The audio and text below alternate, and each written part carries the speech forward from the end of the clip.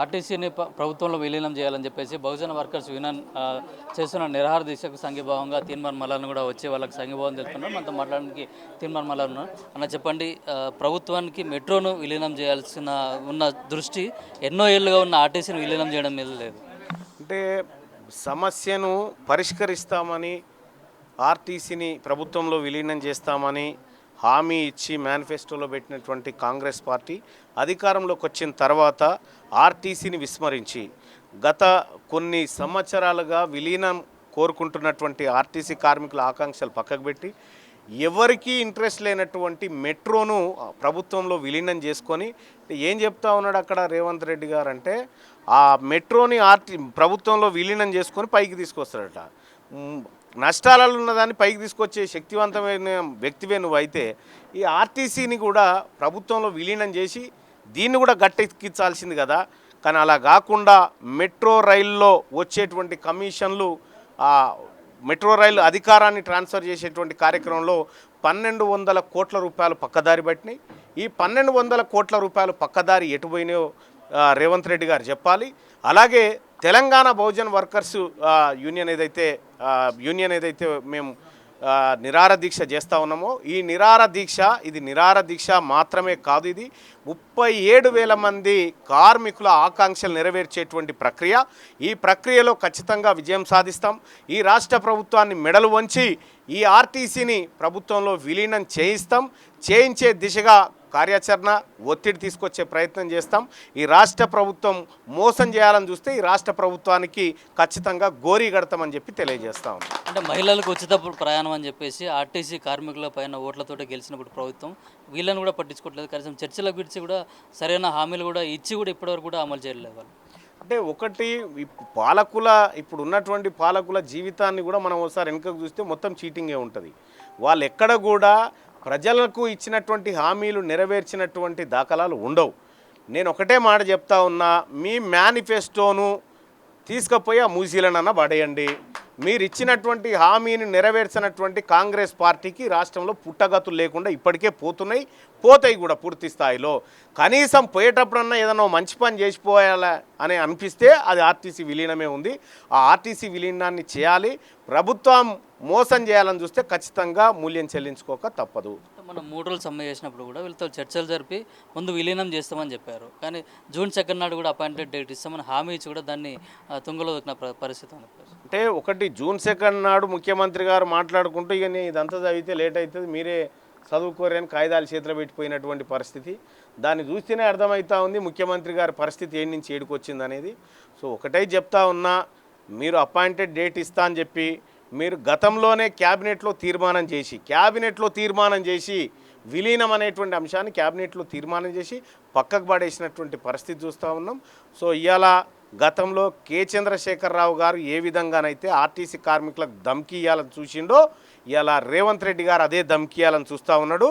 కానీ ఆర్టీసీ కార్మికులు కన్నెర్ర చేస్తే కేసీఆర్ పోయి ఫామ్ హౌస్లో పడ్డాడు, ఈయన పోయి కొడంగల్లో పడతాడు.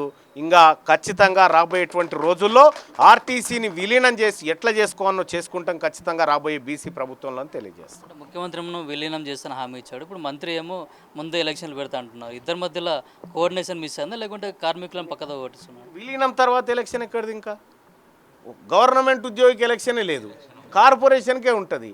ఈ డ్రామా బంద్ చేయాలని చెప్తా ఉన్నా. ఇప్పుడు విలీనం అనేటువంటి అంశం మాత్రమే మా ముఖ్య ఎజెండా. ఇక్కడ ముఖ్యమంత్రి గారు ఓ రకమైన స్టేట్మెంటు, మంత్రి గారు ఇంకో రకమైన స్టేట్మెంటు. అసలు మంత్రికే కోఆర్డినేషన్ లేదు. ఈ ముఖ్యమంత్రి ఏం చెప్తుండో మంత్రికి తెలియదు, మంత్రి ఏం చెప్తుండో ముఖ్యమంత్రికి తెలియదు. సో ఇట్లా ఉన్నటువంటి ప్రభుత్వం నిమ్మకు నీరెత్తినట్టుగా ఉంది, బాధ్యతారాహిత్యంగా ఉంది. కాబట్టి ఈ ప్రభుత్వానికి బుద్ధి చెప్పడం ఒకటే మార్గంగా కనిపిస్తూ ఉంది.